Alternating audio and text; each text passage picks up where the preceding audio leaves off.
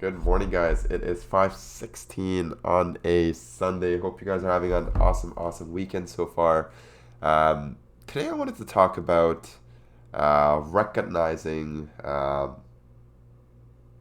how to deal with difficult clients. Um, what I mean by difficult is, clients that are often, not being mindful of your private time, your off time, um, or not very mindful of the budgets, or not able to, communicate properly. These are just a few, I guess, factors which really, for me, determine what a, bad or poor client experience would be. Um, I think the first, more and foremost, it's about listening and I guess really understanding, from your client's point of view. So, whenever, I have some sort of a disagreement with the client or, I guess, something that's not going a positive direction with the client, my first thing is I try to get into the client's shoes and try to think from their point of view and try to understand, if I was a client and I was realistically facing the same circumstance as my client right now, how would I feel? And, I try to really empathize with my client and really listen to them, while staying really calm. And, even if the client is, like far beyond, different, or far beyond, what you had agreed upon, or um, you know, or on a completely different page. You got to give them the benefit of the doubt and listen to them and um, really think in their shoes. And after that's done and the communication has been set and you guys have been able to communicate properly in a very professional manner, um, it's it's really taking the time to analyze and understand the situation. The two rules that I go by is one: if the client's not happy with the end result or the end product, and there is no change in scope, or we're all on the same page, but I actually screwed up, then I own up to it. Whether it is providing that work for completely free, providing some sort of like another project that I can, to ensure that this project goes smoothly, whatever I can to ensure that the client doesn't feel the pain or the burden, and that burden actually falls under me because it is my fault. I ensure.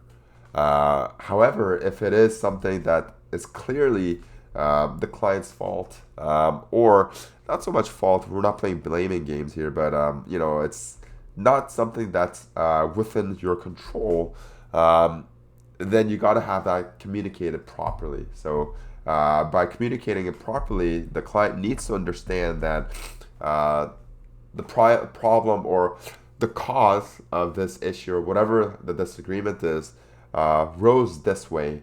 There is no solution, whatever the solution is from your end, and then being able to really communicate that and really um, deliver that to the client, is, I think, key. And then lastly, I think it's understanding, knowing when to let go. Um, if the client is really, causing stress, it's not really respecting your boundaries. They're not respecting your time, or your budget, or whatever the case is. Um, you're one thing you got to understand is, you're not ever married to the client. There's always new clients available.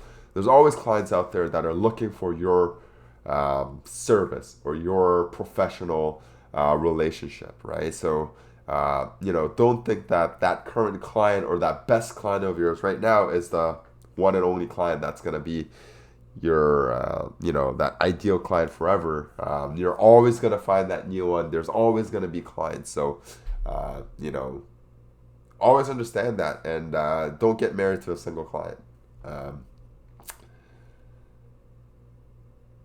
yeah, I luckily haven't really dealt with difficult clients in the past, month or two starting this solopreneurship. Obviously, 100% in the past, even with full-time side gigs, I've had a lot of encounters with others and professionals, even in the same team that wasn't the best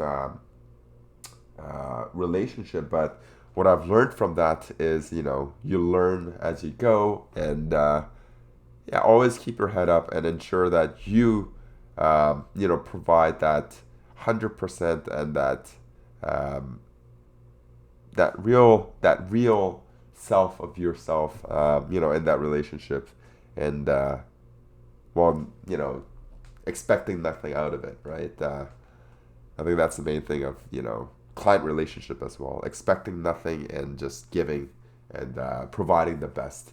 And if they don't accept or recognize that, then it is completely your decision to see if it makes sense or not. But hopefully this helps, or this gives you a little 2 cents about setting boundaries with clients, dealing with difficult clients. And I hope you guys have an awesome day. Cheers, guys.